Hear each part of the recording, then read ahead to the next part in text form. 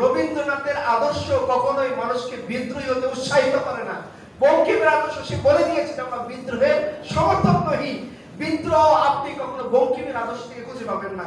কিন্তু আফসোস যে বাঙালি মানুষ, বাংলার জনতা দামান ছেড়ে আবু সাইদ, মুগ্ধ, আফগান যে আদর্শকে কেন্দ্র করে আমাদেরকে নতুন বাংলাদেশ দিল, আফসোস সেই নতুন বাংলাদেশ পাওয়ার পর সেই কালচারাল জমিদাররা আবার সেই পুরাতন কাসুনকে আমাদেরকে খাওয়ানোর চেষ্টা করতেছে, যে পুরাতন কাসুনটি সবসময় মানুষকে এস্টাবলিশমেন্টের পক্ষে থেকে গোলামি ছাড়া আর কিছু শেখায় না। কারণ এই আদর্শকে যারা রচনা করেছে আপনারা দেখেছেন, এই আদর্শের সমস্ত রচয়িতা যখন ইংরেজ ছিল, ব্রিটিশ পিরিয়ড ইংরেজের গোলামি করেনি।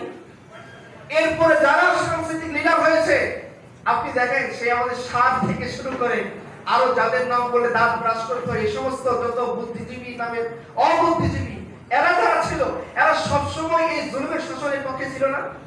আমাদের স্যার বলে নাই যে আমি খুব নিশ্চিন্তে আছি, কেন বলছে আমাদের দেশের ভার শেখ হাসিনার হাতে আছে, বলে নাই বুদ্ধিজীবীরা। এই বুদ্ধিজীবীদের আদর্শ যদি আপনি সমাজে আবার এস্টাবলিশ করেন, এই সমাজ কোনোদিন কি জালিমের বিরুদ্ধে দাঁড়ানোর স্পিরিট খুঁজে পাবে? এটা আপনাদের খেয়াল রাখতে হবে। যদি আমাদের সমাজ থেকে ইসলাম হারিয়ে যায়, ইসলামের শিয়ারগুলো আবার ক্রিমিনালাইজ করে ফেলা হবে। আপনি দেখবেন ইউনিভার্সিটিগুলোতে শার্ট প্যান্ট পরে একটা যুবক, সে কেন ফজরের নামাজ পড়বে এটা অপরাধ ছিল না? সে কেন দাঁড়িয়ে রাখবে সমাজে এটা অপরাধ ছিল না? একটা যুবক কেন 5 ওয়াক্ত নামাজ পড়বে এটা অপরাধ ছিল না? একটা মেয়ে ভাইরা বলে পর্দা পরে, নিকাব পরে, হিজাব পরে পর্দা দিতে যাবে, পর্দা করে সে ভাই বোনতে যাবে, ভাই বোন তাকে অ্যাকসেপ্ট করে না, তার মানে কি ভাই বোন পর্দাকে অপরাধ মনে করতে না? আপনি যদি আবার সচেতন না হন, এই ওয়াক্তগুলোকে, সমাজগুলোকে, সময়গুলোকে, এই নিয়ামত দেওয়া আল্লাহ তাআলার কাফার জব্বার যুল জালালি ওয়াল ইকরাম যে সময় আমাদেরকে দিয়েছেন, এটা যদি সিরাতের আলোকে আমরা কাজে না লাগাই, তাহলে আমাদের ভিতরে আবার একটা রেজিম আসবে, আবার জালিম চেপে বসবে, আবার ফিরাউন আসবে, আবার দাঁড়িয়ে রাখে আপনি ভয় করবেন, আবার নামাজ পড়তে গেলে আপনার মনে হবে কেউ আমাকে দেখতেছে কিনা, আবার ফেসবুকে জুলমের প্রতিবাদ করলে মনে হবে রাতের বেলা আমাকে কেউ উঠিয়ে নেবে কিনা, আবার আমাদের শায়েখদের মতো যারা অন্যায়ের বিরুদ্ধে লড়াকু সৈনিক হন তারা চিন্তা করবে যে আমাকে গুম করে দিবে কিনা, আমার সন্তান আমাকে আবার দেখতে পারবে কিনা, আমার ওয়াইফ সে আমাকে খুঁজে পাবে কিনা, আমার নাম গল্প কেউ জানবে কিনা। এরকম একটা সময় তো আবার আসবে। কারণ যে নিয়ামতের কদর করে না, আল্লাহ তাআলা এই অপদার্থ জাতিকে কোনো নিয়ামত প্রলম্বিত করে না, নিয়ামত কেড়ে নেন। কেন? এটা আল্লাহ এটা আল্লাহর সুন্নাহ, এটা আল্লাহর নিজাম, এটা আল্লাহর সিস্টেম। যখন কোনো জাতি আল্লাহর কুদরতকে বুঝতে পারে না, আল্লাহর নিয়ামতের কদর করতে পারে না, আল্লাহর দেওয়া ফুরসতগুলোকে কাজে লাগায় না, আল্লাহ এই অপদার্থ জাতিকে কখনো কল্যাণের পথ দেখান না। আপনারা যদি আমরা কল্যাণকে চাই, এই কল্যাণ লম্বা হোক, আমাদের সামনে দিনই হকের কথা আসুক, এই জমিন, এই স্থান, এই ভূগোল, এই মানচিত্র মুসলমানরাই সবসময় কি করেছে? এই জমিনকে শান্ত রেখেছে। আপনারা দেখেছেন যতদিন এই জমিনে 600 বছর, 650 বছর মুসলমানদের শাসন ছিল, কোনো দাঙ্গা হয়েছে? তারপর এই জমিনে যদি একটা দাঙ্গা মুক্ত জমিন চান, ওদের ভাষায় সোকল অসাম্প্রদায়িক রাষ্ট্র যদি আপনি চান, ইসলাম ছাড়া সম্ভব? কারণ কি? কারণ এখন দেখেন তারা ইসলামের শিয়ারগুলোকে মানিয়ে নিচ্ছে অপরাধ, এটা সাম্প্রদায়িক মনোভাব না। আপনি বলবেন আমি সমস্ত সম্প্রদায়ের অধিকারে বিশ্বাস করি, আবার আপনি দাঁড়িয়ে একটা বলবেন জমি, এটা সাম্প্রদায়িক কথা না। আপনি বলতেছেন আমি সমস্ত মানুষের অধিকারে বিশ্বাস করি, কেউ যখন জালিমের বিরুদ্ধে দাঁড়িয়ে বলা আপনারা যখন এটাকে গুম করবেন এবং ঘুমের মুখে প্রথমে যখন ন্যারেটিভ তৈরি করে দিবে, এটা জঙ্গিবাদ কর্মকাণ্ড না, এটা সাম্প্রদায়িক কথা না। ভাষণরা যত অপরাধ করুক প্রথমে কখনো নাম নেয় না, এমন ভাবে নাম কাটছাট করে দেয়। আপনারা দেখবেন নাম যদি থাকে রমেশচন্দ্র মন্ডল, শুধুমাত্র দিয়ে দিবে যে অমুক বলেন, কেউ বলেন, মন্ডল বলেন, আপনি বুঝে উঠতে পারবেন না এই ভাষণ আসলে কে। উলামায়ে কেরাম যদি অপরাধ করেন না করেন, তাদের সামান্য ত্রুটি বিচ্যুতিগুলোকে বড় রংচং মাখিয়ে এমন ভাবে ক্রিমিনালাইজ করবে যেন শাইখকে দেখলে মনে হবে সবসময় তার কাছে কি পরিশ্রম দুইটা আছে, যে করে গুলি করে দেবে, এরকম বানিয়ে ফেলবে। অথচ কি একজন নিরীহ মানুষ ছাড়া তো তিনি আসলে কিছুই না, শুধু বলেছেন আল্লাহ তাকে যতটুকু বলার ক্ষমতা দিয়েছে। কিন্তু এটাকে এমন ভাবে আমরা শাইখের চিত্রটাকে কিভাবে দেখতাম প্রথম আলোতে? সবচেয়ে বাংলাদেশের যদি বলা হয় শামীম ওসমানের চেয়ে ভয়ঙ্কর কেউ থাকেন মনে চলি, এরকম আমাদের কাছে মনে হইতো 2010 সালে, 11 সালে, 12 সালে মনে হচ্ছে এরকম কেউ। এই যে পোর্ট্রে করা একজন মানুষকে, নিরপরাধীকে, একজন জালিমের বিরুদ্ধে লড়াকু সৈনিকের পোর্ট্রেট কে করতো? ওই সোসাইটি করতো। ওই সোসাইটি আবার ফেরত আসবে যদি আমরা এই সময় কাজে কিভাবে কাজে লাগাইতে পারি, এটা আমার ছোট্ট কথা, সময় কাছাকাছি। রাসূলুল্লাহ সাল্লাল্লাহু আলাইহি ওয়াসাল্লামের জীবনের সবচেয়ে বেশি কঠিন মুহূর্ত কোনটা ছিল বলেন? মাক্কি জীবন না মাদানী জীবন? কি পরিমাণ অত্যাচার! রাসূলুল্লাহ সাল্লাল্লাহু আলাইহি ওয়াসাল্লাম তার সাহাবীকে শহীদ হতে দেখেছেন। শুধু বলছেন ইয়াসিরের পরিবার ধৈর্য ধরো, এতটুকু।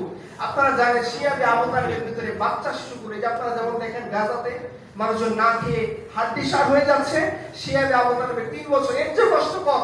এদের এখানে যেমন খাবার পৌঁছাইতেছে না, ওইখানেও অবরোধ বয়কট, যে এই আব্দুল মুত্তালিবের বংশের সাথে, বনু হাশিমের সাথে কেউ কোনো ধরনের রিলেশনে যাইতে পারবে না, ফ্যামিলিগত, না বিয়ে দেওয়া যাবে, না ব্যবসা করা যাবে, না প্রোডাক্ট বিক্রি করা যাবে, ওরা না খেয়ে মরে যায়। কিন্তু ব্যবস্থা ওই সময়কার যারা পলিটিশিয়ান ছিল তারা এই ব্যবস্থা করেছে।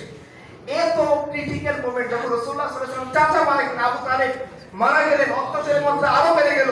রাসূলুল্লাহ সাল্লাল্লাহু আলাইহি ওয়াসাল্লামের স্ত্রী আমাদের আম্মা জান খাদিজা রাদিয়াল্লাহু আনহা মেরে যখন চলে গেলেন আল্লাহর কাছে, আরো অত্যাচারের মাত্রা বেড়ে গেল। এমন হয়েছে যে আল্লাহ রাসূল সাল্লাল্লাহু আলাইহি ওয়াসাল্লামের ঘরে রান্না হচ্ছে, মুশরিকরা দূর থেকে ঢিল দিয়ে ধুলা বালি ওই হাড়ির মধ্যে ঢেলে দিতে, আল্লাহ রাসূল খাইতে না পারেন। রাসূলুল্লাহ সাল্লাল্লাহু আলাইহি ওয়াসাল্লাম নামাজে দাঁড়াইতেছেন, পিছন থেকে তাকে ইট পাটকেল নিক্ষেপ করা হচ্ছে যাতে তিনি মন দিয়ে মনোযোগের সাথে নামাজ আদায় করতে না পারেন। কাবার চত্বরে গেলে তাকে উল্টে নারী করে চাপিয়ে দেওয়া হচ্ছে। এইরকম জুলুম, নির্যাতন, অবর্ণনীয় কষ্টের মধ্যে থেকে তিনি যখন মাক্কি জীবন পার করতেছিলেন, একটা লোক আসছে, ইরাশা গোত্রের একটা লোক, অসহায় মুসাফির, তাকে কেউ চেনে না। এসে সে ভাবছে তার হাতে অর্থ করি নেই, সে সাথে একটা উট ছিল, সে চিন্তা করছে এই উটটা বিক্রি করে আমি উটের কিছু টাকাতে একটা ঘোড়া কিনবো, বাকি টাকা দিয়ে আমি আমার দেশি এলাকায় চলে যাব। তো সে খুঁজে খুঁজে বের করছে যে কার কাছে উটটা বিক্রি করলে সে বেশি টাকা পাবে। খুঁজে বের করছে যে মক্কার সবচেয়ে ধনীদের একজন কে? দরবেশ বাবা। সে কে?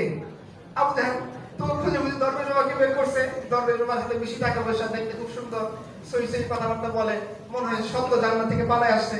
তো খুঁজে বের করে ওকে গেছে, গিয়ে বলছে যে তুমি আমার উটটা কিনে উপযুক্ত দাম দিয়ে কিনে, আমি জানি তুমি বেশি দাম দিতে পারবা, উটটা কিনে আমাকে কিছু টাকা পয়সা দাও, নিয়ে আমি এগুলো নিয়ে আমার এলাকায় চলে যাবো।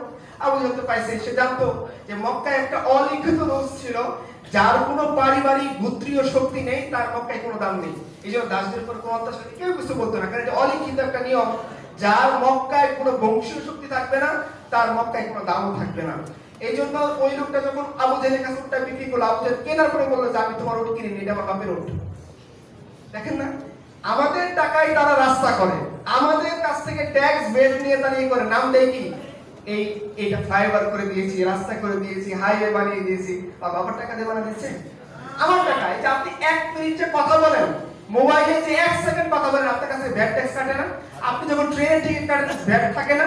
আপনি রেস্টুরেন্টে খাইতে যান ভ্যাট থাকে না? আপনি স্বপ্নতে প্রোডাক্ট কিনেন ভ্যাট থাকে না? আপনার আমার টাকা দিয়ে ওইখানে লেখা ছিল, দরকার ছিল উদ্বোধনে অমুক আর সহযোগিতায় বাংলার আপমর জনতা, সেটা দরকার ছিল। বাংলা রিক্সাওয়ালা এটা দেখলে বুঝতে পারতো যে হ্যাঁ এই পদ্মা সেতুতে আমার অবদান আছে। ফ্লাইওভার দেশে যাওয়ার সময় বুঝতে পারতো এই ফ্লাইওভারে আমার ঘামের টাকা আছে। আপনি বুঝতে পারতেন, আপনি ছাত্র শিক্ষক যেই হন, আলেম হন, আপনিও বুঝতে পারতেন যে এই ফ্লাইওভার, এই সেতু, এই হাইওয়ে গুলা কারো বাবার টাকাতে করা হচ্ছে, এগুলো আমাদের টাকাতে করা হচ্ছে। স্বীকৃতি নেই, কেন নেই? কারণ তারা মনে করে যে এটাই আমাদের প্রাপ্য, এটাই বোধ, এইভাবেই তাদেরকে শাসন করা যায়। এটা আমাদের কারণে যে আমরা এই জুলুমটাকে মেনে নিতাম। রাসূলুল্লাহ সাল্লাল্লাহু আলাইহি ওয়াসাল্লাম কি করেছে দেখেন, ওই সময় আবু জাহেল যখন তার কাছ থেকে উট কেনার পর চাক্ষুষ অস্বীকার করতেছে যে তোমার থেকে কোনো উট আমি কিনে নিই, চিনিই না তুমি কে, এই উট আমার পিতার, আমার মালের উট। তখন এই অসহায় দুর্ভাগা লোক, সে অনেক জায়গায় ঘুরেছে, সে জানে যে মক্কায় হয়তো সে সাহায্য পাবে না, তবুও পুত্রপতিদের দ্বারা দ্বারা ঘুরেছে যে আমার, তোমরা তো বলো অনেক কিছু, তোমরা অনেক বড় নেতা কুরাইশ, কুরাইশদের গোটা আহলে আরবের ভিতরে কুরাইশদের সম্মান, তোমরা কুরাইশে থাকা সত্ত্বেও এই অন্যায় বিচার তোমরা করবে না। কেউ এসে দাঁড়ায়নি, কারণ জানতো আবু জাহেলের বিরুদ্ধে দাঁড়ানোর মতো হিম্মত কারণে। আর যারা মক্কার টপ মোস্ট লিডার আছে তারা তো দাঁড়াবেই না, কারণ এক শয়তান আরেক শয়তানকে সহযোগিতা করে। এই যে আপনারা দেখেন, তারা এই পতিতাদের জন্য 2 কোটি টাকা দিয়েছে, দিচ্ছে না?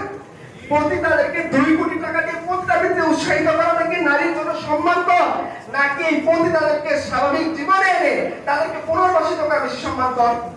কেন করতেছে না? কারণ এই পতিতাদের 2 কোটি টাকা দেওয়ার অনুষ্ঠানে যারা ছিল, এদেরও কেউ কেউ দেখবেন রাতের বেলা পতিতা ছাড়া ঘুমাইতে পারে না। এজন্য তারা করে না, কারণ তাদেরকে লাগে। তো আপনি বলবেন যে মদ খাওয়া খারাপ কাজ, কিন্তু মদ খাওয়াকে কেন তারা অবৈধ করে না? মদ খাইলে যে প্রবলেম হয় শারীরিক তারা জানে না, কারণ যারা এটাকে হারাম করবে ওদেরই মদ ছাড়া চলে না, এই জন্য তারা এটা করতে পারে না। এই জন্য এই যে সিস্টেম আপনার আমার সামনে আছে, এটা কেন? এটার কারণ আপনি, আমি, আমরা সবাই দায়ী যে আমরা এত কিছু করি, এত কিছু চাই, এত তাকবীর দিই, কিন্তু আমাদের সমাজে যখন জালিমের জুলুমের সিস্টেমটা রান করে আমরা মনে করি যে আমরা গোলামের জাত, এটা জন্য জন্ম হয়েছিল।